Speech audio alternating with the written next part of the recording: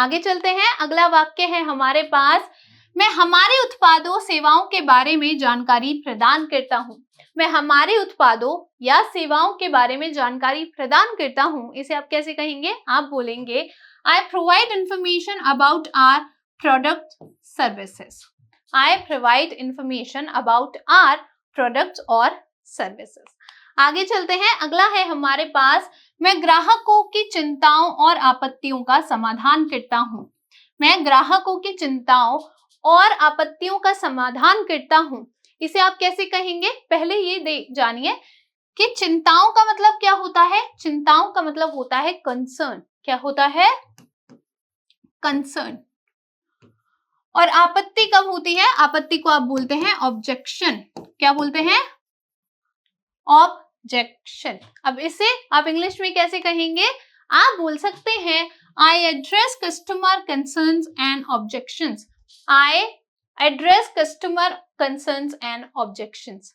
आगे चलते हैं, अगला है हमारे पास, मैं ग्राहकों की समस्याओं का समाधान प्रस्तुत करता हूँ। मैं ग्राहकों की समस्याओं का समाधान प्रस्तुत करता हूँ, इसे आप इंग्लिश में कैसे कहेंगे? आप बोल सकते हैं I offer solutions to customer problems. I offer solutions to customer problems.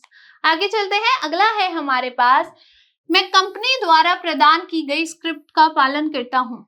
मैं कंपनी द्वारा प्रदान की गई स्क्रिप्ट का पालन करता हूँ, इसे आप कैसे कहेंगे? आप बोलेंगे I follow scripts provided by the company. I follow scripts provided by the company.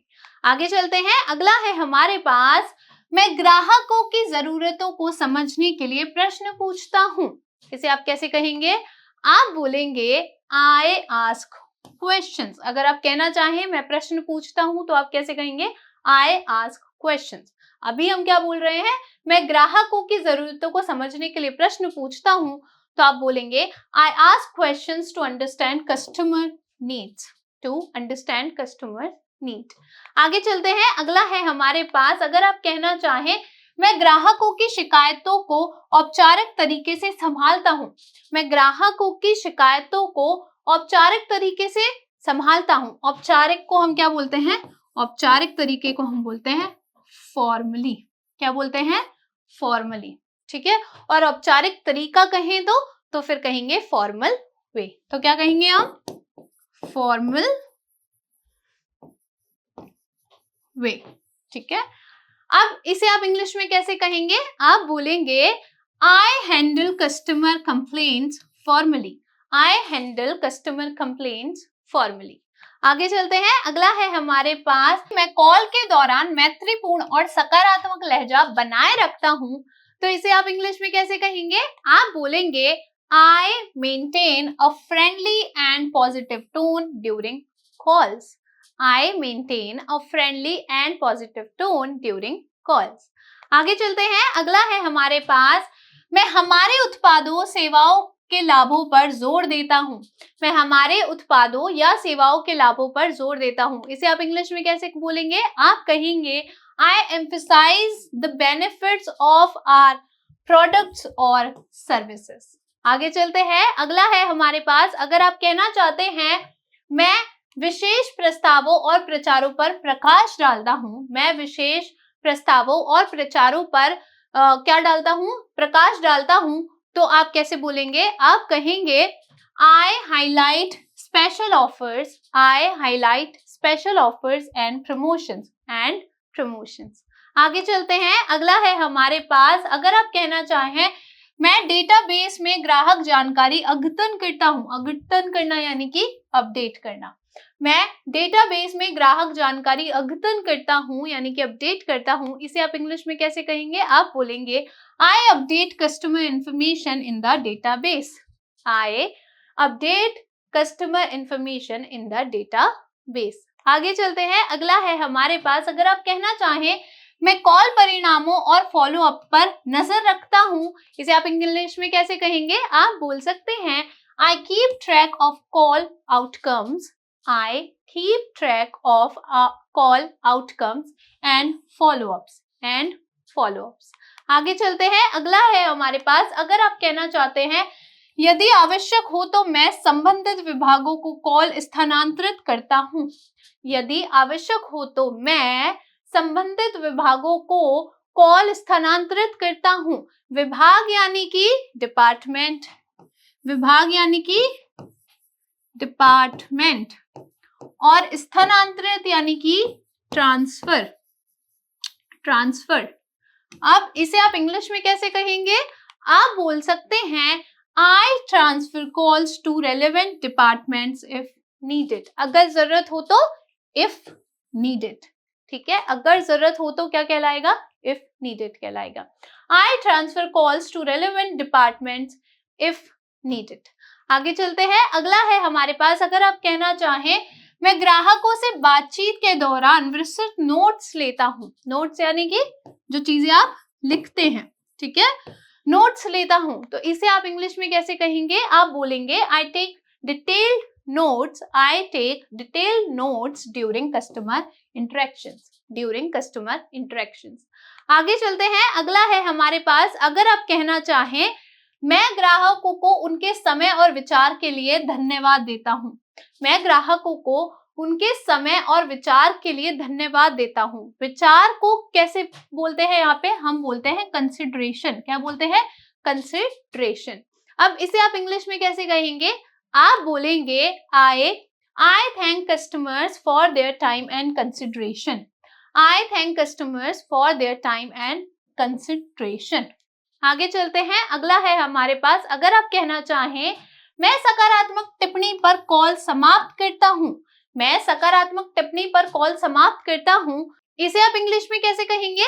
आप बोल सकते हैं I end calls on a positive note. I end calls on a positive note. यहाँ पे पॉजिटिव की हिंदी क्या होगी ये आप मुझे बताइए। अब यहाँ पर हमारे टेलीकॉलर यानी कि कस्टमर सर्विस वालों के भी जो सारे सेंटेंसेस हैं वो कंप्लीट हो गए। अब कुछ काम ऐसे होते हैं जो आप सभी करते हैं और जो सेंटेंसेस हैं वो आप सभी यूज कर सकते हैं। तो अब हम देखेंगे कुछ ऐसे जनरल सेंटेंसेस, कुछ ऐसे जनरल ऑफिस टास्क या कार्यों के बारे में जो आप सभी करते हैं और उन्हीं से रिलेटेड सेंटेंसेस। पहला है मैं दिन के लिए अपने कार्य शेड्यूल की जांच करता हूं। मैं दिन के लिए अपने कार्य शेड्यूल की जांच करता हूं, इसे आप इंग्लिश में कैसे कहेंगे? आप बोलेंगे I check my work schedule for the day. I check my work schedule for the day. आगे चलते हैं, अगला है हमारे पास मैं देखता हूं कि आज मुझे क्या करने की जरूरत है। मैं देखता हूं कि आज मुझे क्या करने की जरूरत है, इसे आप इंग्लिश में कैसे बोलेंगे? आप बोलेंगे I look at what I need to do today. I look at what I need to do today. आगे चलते हैं, अगला है हमारे पास मैं सुबह सबसे पहले महत्वपूर्ण ईमेल की समीक्षा करता हूं। मैं सुबह सबसे पहले महत्वपूर्ण ईमेल की समीक्षा करता हूं। समीक्षा करना यानी कि रिव्यू करना, यानी कि रिव्यू करना। अब इसे आप इंग्लिश में कैसे कहेंगे? आप बोल सकते हैं I review important emails first thing in the morning. I review important emails first thing in the morning. पहली चीज सुबह, ठीक है। आगे चलते हैं, अगला है हमारे पास, अगर आप कहना चाहें मैं समय सीमा के आधार पर कार्यों को प्राथमिकता देता हूं। मैं समय सीमा के आधार पर कार्यों को प्राथमिकता देना यानी कि उनको प्रायोरिटी देना, उनको प्रायोरिटाइज करना, ठीक है। तो इसे आप इंग्लिश में कैसे कहेंगे? आप बोलेंगे I prioritise task based on deadlines, based on deadlines. आगे चलते हैं, अगला है हमारे पास, अगर आप कहना चाहें मैं प्रोजेक्ट अपडेट पर चर्चा करने के लिए टीम बैठकों में भाग लेता हूं। मैं प्रोजेक्ट अपडेट पर चर्चा करने के लिए टीम बैठकों में भाग लेता हूं, तो इसे आप कैसे कहेंगे? आप बोलेंगे I attend team meetings to discuss project updates. I attend team meetings to discuss project update. आगे चलते हैं, अगला है हमारे पास, अगर आप कहना चाहें मैं अपनी टीम के साथ समूह परियोजनाओं के बारे में बात करता हूं। मैं अपनी टीम के साथ समूह परियोजनाओं के बारे में बात करता हूं, तो इसे आप इंग्लिश में कैसे कहेंगे? आप बोल सकते हैं I talk with my team about group projects. I talk with my team about group projects.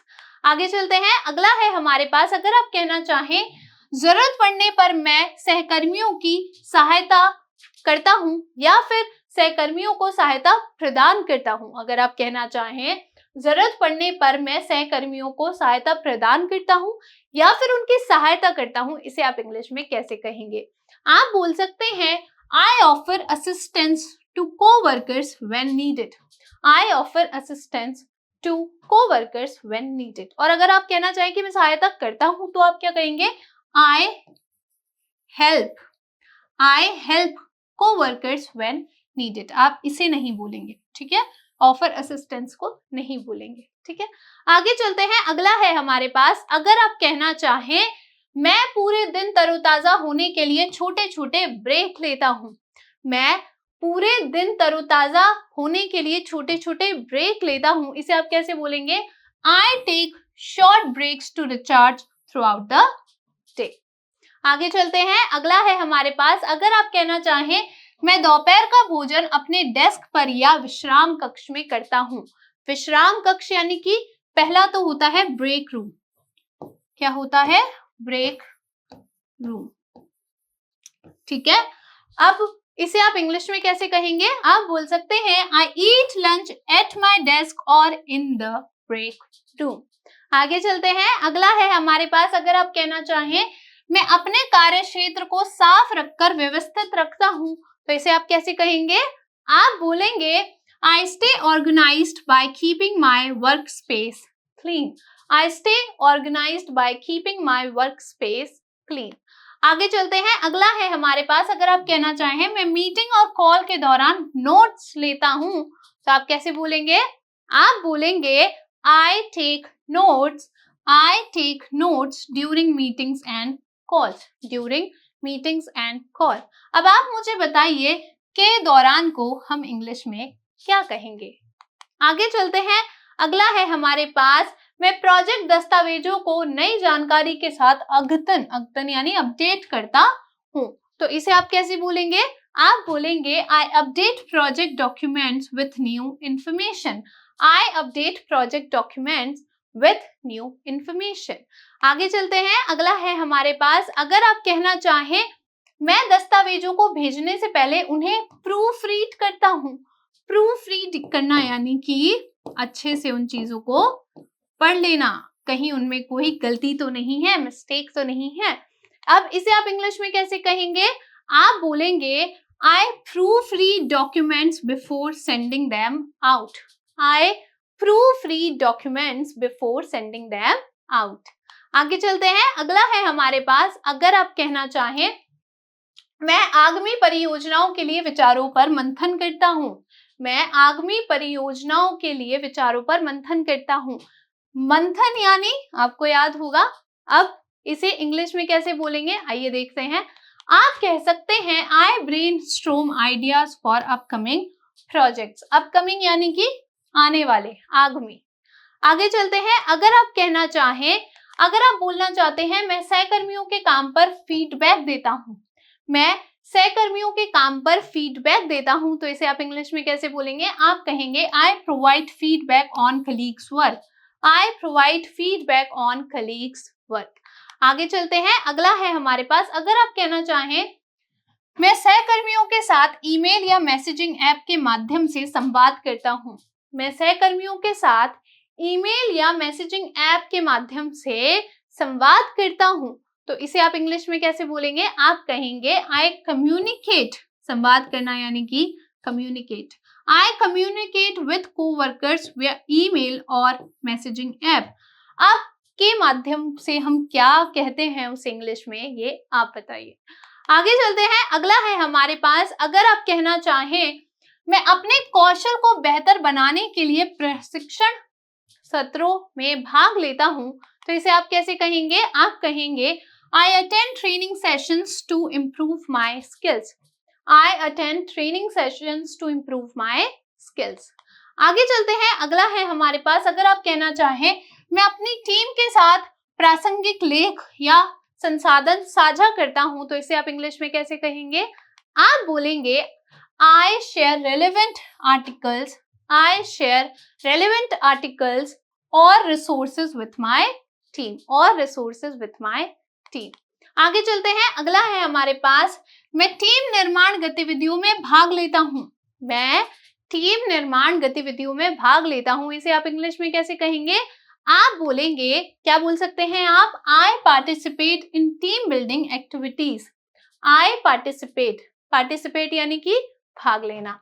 I participate in team building activities, गतिविधियां यानी कि एक्टिविटीज। यहां से आप ये सारे वर्ड्स याद कर लीजिए ताकि आपके काम आए। आगे चलते हैं, अगला है हमारे पास, मैं नए कर्मचारी की सहायता करता हूं। मैं नए कर्मचारी की सहायता करता हूं। इसे आप इंग्लिश में कैसे बोलेंगे? आप कह सकते हैं I assist new employ. I assist new employ, या मैं उसकी मदद करता हूं तो फिर आप क्या बोल सकते हैं? आप हेल्प भी बोल सकते हैं। आगे चलते हैं, अगला है हमारे पास, अगर आप कहना चाहें मैं अपनी टीम के साथ उपलब्धियों का जश्न मनाता हूं। मैं अपनी टीम के साथ उपलब्धियों का जश्न मनाता हूं, तो इसे आप कैसे कहेंगे? आप बोलेंगे आई सेलिब्रेट अचीवमेंट्स। उपलब्धियां यानी कि अचीवमेंट्स।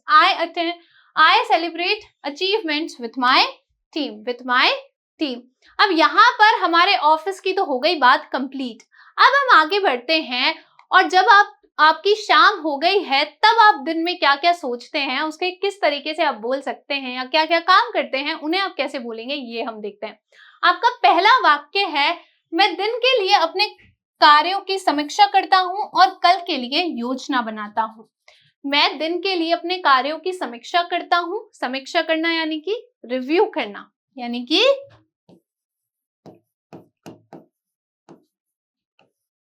रिव्यू करना। अब इसे आप इंग्लिश में कैसे कहेंगे? आप बोल सकते हैं I review my task for the day and plan for tomorrow. I review my task for the day and plan for tomorrow. आगे चलते हैं, अगला अगर आप कहना चाहें मैं देखता हूं कि मैंने आज क्या किया और कल के बारे में सोचता हूं।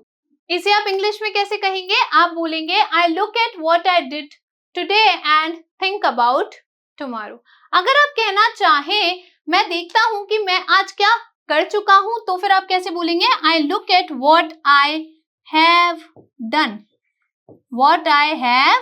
Done today and think about tomorrow. आगे चलते हैं, अगला है हमारे पास, अगर आप कहना चाहें मैं अपने पर्यवेक्षक को अपनी प्रगति से अवगत कराता हूं। पर्यवेक्षक यानी कि सुपरवाइजर। अब इसे आप इंग्लिश में कैसे कहेंगे? आप बोलेंगे I update my supervisor on my progress. I update my supervisor on my progress. आगे चलते हैं, अगला है हमारे पास, अगर आप कहना चाहें जाने से पहले मैं अपने कार्य क्षेत्र को साफ और व्यवस्थित करता हूं, तो इसे आप कैसे बोलेंगे? आप कहेंगे I clean and organize my workspace before leaving. I clean and organize my workspace before leaving. आगे चलते हैं, अगला है हमारे पास, अगर आप कहना चाहें मैं अपना कंप्यूटर बंद कर देता हूं और सभी खातों से लॉग आउट कर देता हूं, तो इसे आप कैसे कहेंगे? आप बोलेंगे, आप कह सकते हैं I shut down my computer and log out of all accounts. आगे चलते हैं, अगला है हमारे पास, अगर आप कहना चाहें मैं कार्यालय को बंद कर देता हूं और सुनिश्चित करता हूं कि सभी लाइटें बंद हो जाएं। सुनिश्चित करने को क्या कहेंगे आप? सुनिश्चित करने को कहेंगे इंश्योर करना। क्या करना? इंश्योर करना। अब इसे आप इंग्लिश में कैसे बोलेंगे? आप बोलेंगे I lock up the office and ensure all lights are turned off. I lock up the office and ensure all lights are turned off. आगे चलते हैं, अगला है हमारे पास, अगर आप कहना चाहें मैं ये सुनिश्चित करने के लिए अपने कार्य बैग की जांच करता हूं कि मेरे पास सब कुछ है, तो इसे आप कैसे बोलेंगे? आप कहेंगे I check my work bag to make sure I have everything. मेरे पास सब कुछ है। ये आपका एक छोटा सा अलग से सेंटेंस बन गया। अब आगे चलते हैं, और सेंटेंस है हमारे पास, मैं कार, बस या ट्रेन से घर आता जाता हूं, तो इसे आप कैसे बोलेंगे? घर आने जाने को हम क्या बोलते हैं? कम्यूट करना बोलते हैं। क्या बोलते हैं? कम्यूट करना। तो आप बोलेंगे I commute home either by car, bus और ट्रेन। आगे चलते हैं, अगला है हमारे पास, अगर आप कहना चाहें मैं अपनी यात्रा के दौरान संगीत या पॉडकास्ट सुनता हूं, तो इसे आप कैसे कहेंगे? आप कहेंगे आई लिसन टू म्यूजिक और पॉडकास्ट ड्यूरिंग माई कम्यूट। आगे चलते हैं, अगला वाक्य है हमारे पास, मैं घर पहुंचता हूं और अपने परिवार या रूममेट्स का अभिवादन करता हूं। इसे आप इंग्लिश में कैसे कहेंगे? आप बोलेंगे आई arrive home and greet my family. अगर आप घर वालों के साथ रहते हैं तो आई ग्रीट माई फैमिली। अगर आप रूममेट्स के साथ रहते हैं तो आई arrive home and greet my roommates. अब यहाँ पर हमारा एंड ऑफ द डे भी हो गया है, अब समय आ गया है खाना बनाने का और उसके बाद सोने का।